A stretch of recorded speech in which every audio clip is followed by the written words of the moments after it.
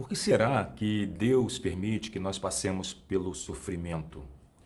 Ora, o livro de Hebreus, capítulo 12, nos fala que nós participamos do sofrimento para que sejamos incluídos na disciplina do Senhor e para que experimentemos a sua santidade, para que entremos na sua santidade.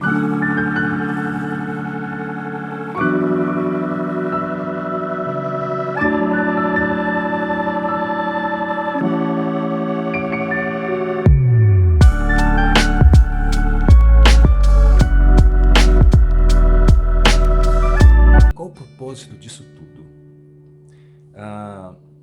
O próprio livro de Hebreus, ali nesse mesmo capítulo, fala o seguinte: considerai a Jesus Cristo, autor e consumador da nossa fé. Olhem firmemente para o que ele passou. Essa questão do sofrimento, olhem pelo trajeto do Senhor Jesus, autor e consumador da nossa fé, que, trocando a sua glória, não considerou a vergonha pela qual ele ia passar. Antes ele se submeteu, se tornou servo, semelhante a homens, passou pela cruz e hoje está assentado à glória de Deus, à destra de Deus. Então, o sofrimento teve um propósito. Quando o escritor fala, considerem Jesus, ele quer dizer o quê? Olha, o caminho de vocês é o mesmo caminho traçado pelo Senhor, o mesmo trajeto que o Senhor utilizou com essa questão do sofrimento. Então, o Senhor passou pelo sofrimento, aprendeu nas coisas que sofreu e está assentado à destra de Deus. Ou seja, o propósito, passar pelo sofrimento, assentar-se e reinar com Deus. Então, o propósito do sofrimento está diretamente ligado ao propósito de Deus, ao reino de Deus. Mas como que pode ser isso? Reino? Sim, a palavra fala que o sofrimento vem para que vos torneis participantes da santidade do Senhor. O que é a santidade com o Senhor? Santidade, né, o termo em hebraico, quer dizer unidade, ser um. Então, a santidade é ser um onde você estiver. Então não tem essa dicotomia, essa divisão. Você é o mesmo em casa, é o mesmo junto com os irmãos na igreja, é o mesmo no trabalho, você é um. Isso é santidade.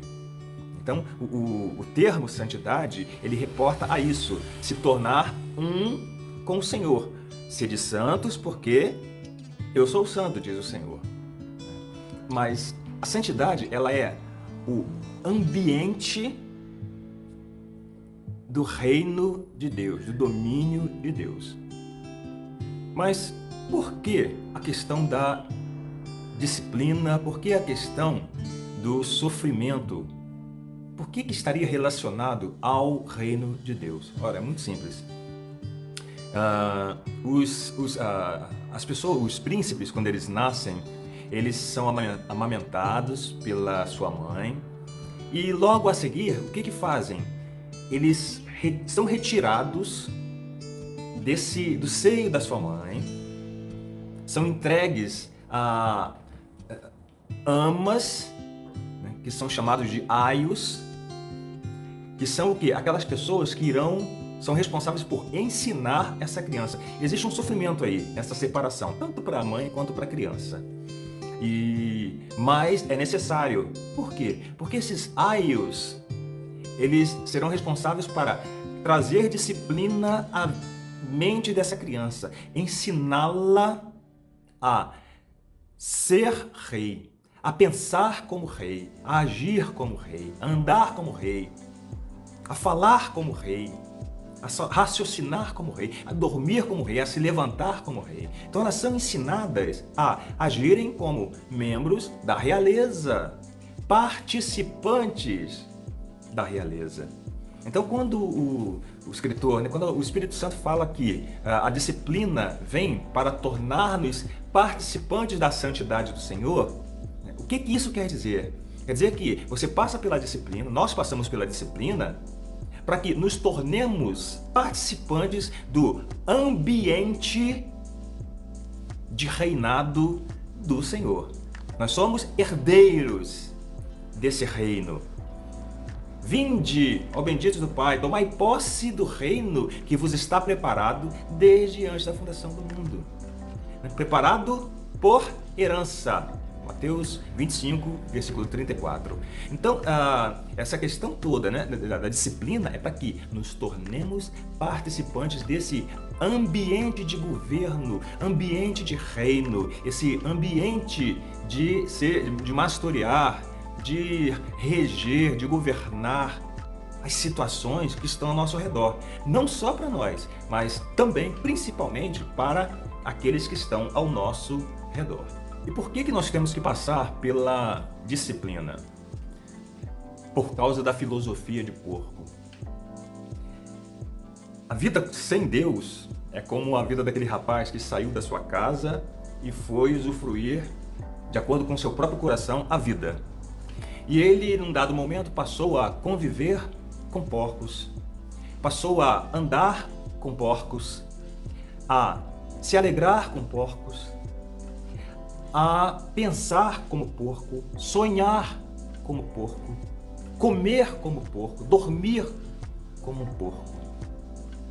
E se você pegar essa criatura que tem dentro de si a filosofia de porco, que vive essa ideia, e colocá-lo dentro de um palácio, tudo que ele vai fazer ali é o quê?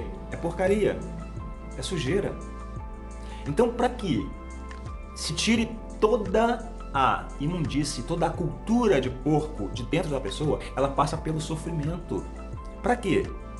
Para que toda a cultura de porco saia e ela comece a pensar como rei, comece a agir como rei, comece a raciocinar como rei, a se divertir como rei, a estudar como rei, a aprender como rei, a agir como rei.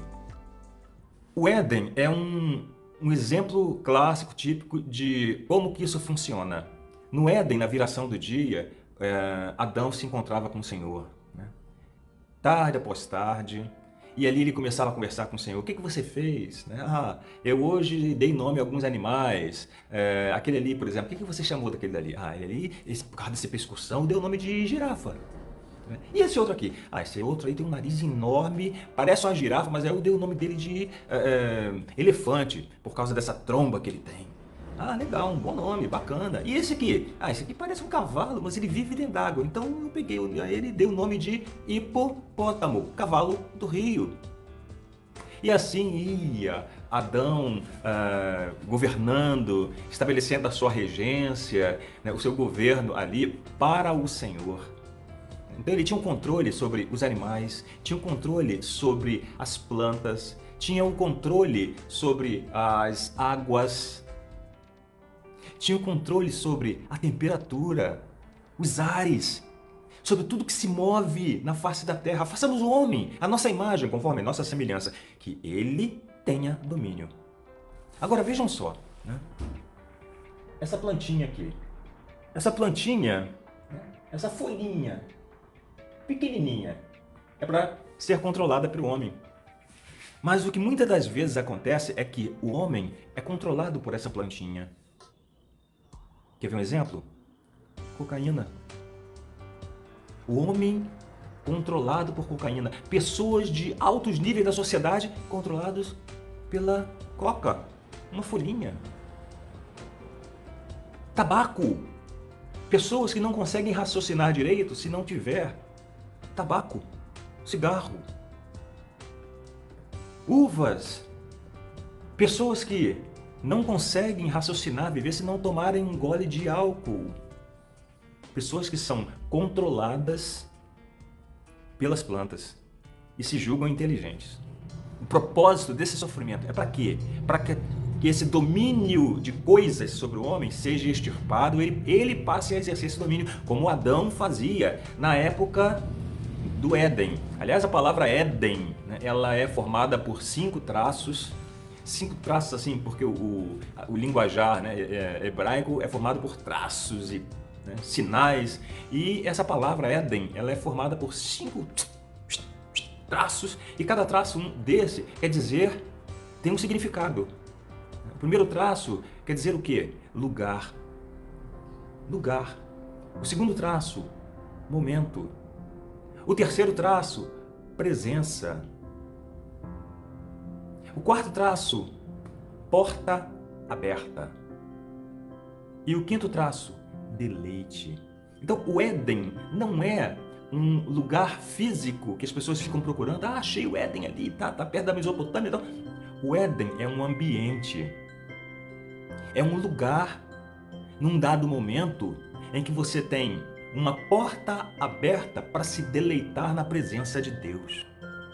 Isso é Éden. É esse ambiente para o qual o homem é preparado, através do sofrimento, para usufruir, para participar.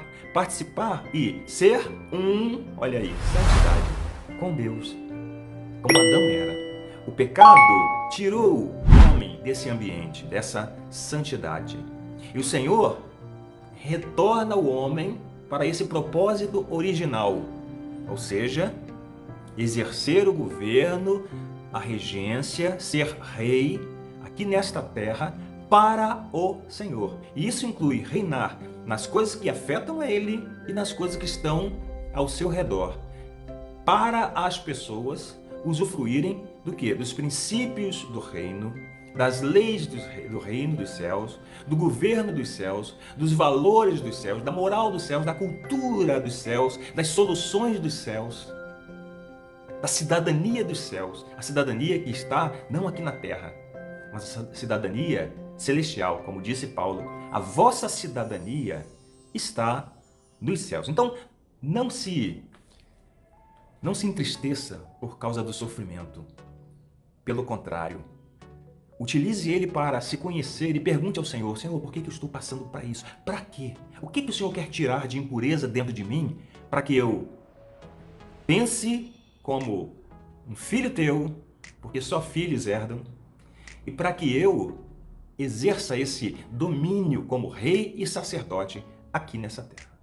Portanto, não se desespere, não desmaie na vossa alma, como diz a palavra. Apenas procure. Vem a dificuldade, vem o sofrimento, como Jesus falou, no mundo tereis aflição, mas tem de bom ânimo. Eu venci o mundo. Então o sofrimento é para quê? Para que você comece a procurar soluções. Eu estou passando por essa dificuldade. Qual é a solução? Ah, eu tenho determinado conhecimento, mas eu estou desempregado, estou com falta de dinheiro. Qual é a solução? Como que eu vou passar adiante e vencer essa dificuldade? E aí Deus ensina, te dá caminhos, te dá estratégias. Para quê? Para que você aprenda para poder passar para outras pessoas. São as soluções do reino. Então procure o objetivo, o propósito, a meta. Por que o Senhor permite que você passe por isso? O que o Senhor quer te ensinar? Que áreas o Senhor quer que você aprenda a trazer soluções? E aí sim, você vai reinar sendo com o Senhor.